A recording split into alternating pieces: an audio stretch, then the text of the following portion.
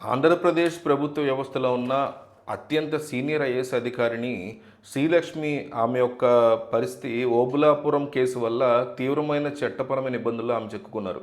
కూటమి ప్రభుత్వం అధికారంలోకి వచ్చినప్పటి నుంచి కూడా ఆమెకి ఎలాంటి పోస్టింగ్ ఇవ్వకుండా ఆమెని పక్కన పెట్టడం మనం చూస్తూ వచ్చాం.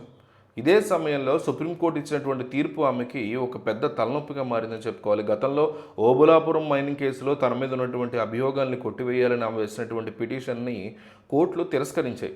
తన మీద ప్రాథమిక సాక్ష్యాలు ఉన్నాయి అని కోర్టు చెప్పడంతో హైకోర్టు దాంతో సుప్రీంకోర్టును ఆశ్రయించారు ఆమె. కానీ సుప్రీంకోర్టు కూడా ఆమె మీద విచారణ సాగాల్సిందేనని చాలా క్లియర్గా స్పష్టం చేస్తూ గతంలో ఉన్నటువంటి స్టేని ఎత్తివేసింది.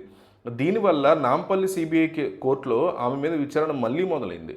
ఓబులాపురం మైనింగ్ కేసు అసలు కథ ఏంటి అంటే 2007 సంవత్సరంలో గాలి జనార్దన్ రెడ్డి బ్రాహ్మణి స్టీల్స్ అనే కంపెనీని కడపలో పెడతానని ఒక భారీ ప్రకటన చేశారు ఆయన.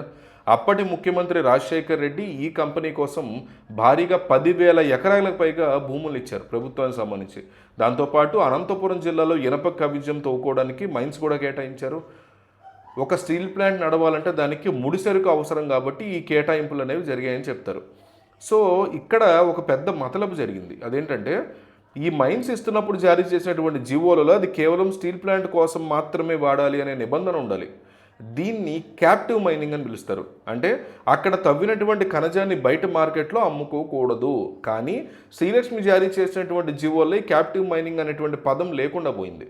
ఇది కావాలని చేశారనేది ఆరోపణ. పరిశ్రమల శాఖ కార్యదర్శిగా అప్పట్లో ఆమె ఉన్నటువంటి అప్పుడు ఆమె సంతకంతోనే ఆ జీవోలు వచ్చాయి కాబట్టి ఆ పదాలు లేకపోవడానికి ఆమెను బాధ్యురాలను చేస్తూ సిబిఐ కేసు నమోదు చేసింది. ఎవరు మీ అధికారి మీద చేయాల్సింది అట్లా.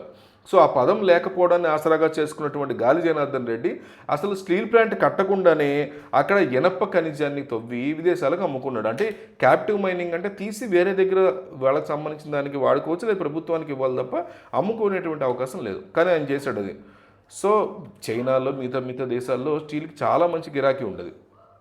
దీనివల్ల ప్రభుత్వ ఖజానాకి వేలాది కోట్ల రూపాయల నష్టం వాటిల్లింది. వాళ్ళ ప్లాన్ కూడా అదే, కావాలని చేశారు ఇట్లా అనేది ఆరోపణ.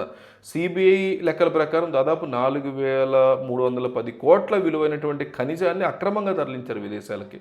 సో ఈ కుట్రలో శ్రీలక్ష్మి కీలక పాత్ర పోషించారు అనేది సిబిఐ యొక్క ప్రధాన ఆరోపణగా ఉంది. ఈ కేసు కారణంగా ఆమె గతంలో 10 నెలల పాటు జైలు శిక్షను కూడా అనుభవించినటువంటి పరిస్థితులు ఉన్నాయి. శ్రీలక్ష్మికి ఎదురైనటువంటి చట్టపరమైన సవాళ్లు రాష్ట్ర విభజన తర్వాత తెలంగాణ కేడర్లో ఉన్నటువంటి జగన్ ప్రభుత్వం ఏపీకి తీసుకొచ్చారు. అలాగే ఆమెకి కీలకమైనటువంటి పదవులు కూడా ఇచ్చి గౌరవించారు జగన్మోహన్ రెడ్డి హయాంలో. కానీ 2015 నుంచి ఆమె ఈ కేసు నుంచి బయటపడాలని ప్రయత్నాలు చేస్తూ వచ్చారు. నాంపల్లి సిబిఐ కోర్టులో డిశ్చార్జ్ పిటిషన్ వేయగా అది తిరస్కరణకు గురైంది. ఆ తర్వాత హైకోర్టులో ఆమెకి అనుకూలంగా తీర్పు ఇచ్చిన సిబిఐ సుప్రీంకోర్టుకు వెళ్లడంతో కథ మళ్ళీ మొదటికి వచ్చింది.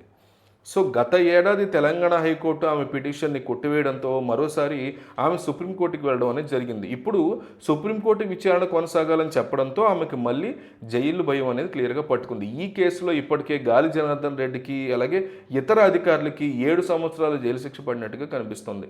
ప్రస్తుతం వాళ్ళు అప్పీల్లో బయట ఉన్నా శ్రీలక్ష్మి విషయంలో కోర్టు ఏం చెబుతుంది ఏంటి అనేది చూడాల్సి ఉంటుంది. ఈ వ్యవహారంలో శ్రీలక్ష్మి తన యొక్క వాదనగా కేవలం ప్రభుత్వం చెప్పినట్లే చేశానని, మంత్రి ఆదేశాలనే అమలు చేశాను అని ఇప్పటివరకు చెప్పుకొచ్చారు అమ్మ.